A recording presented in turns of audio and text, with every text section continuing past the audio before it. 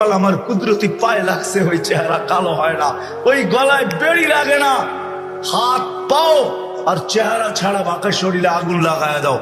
মালিক আগুনকে হুকুম করবে, খুশি ধরো, আগুন আসবে।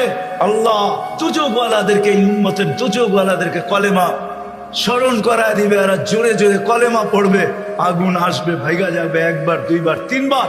মালিক আগুনের লাঠি চার্জ করবে, আল্লাহ আগুনের মুখ খুলে দিবে, বলবে লাইসালি সুলতান আলা মান ক্বালা লা ইলাহা ইল্লাল্লাহ মুহাম্মাদুর রাসূলুল্লাহ।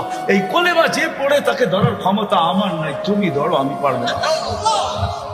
এই উম্মত এক নেকি দিয়া জান্নাতে যাবে, কয় নেকি দিয়া? বিশ্বাস হয় না? হয় কি? বুঝা না না বুঝা? শুনছেন কোনদিন? না না শুই না।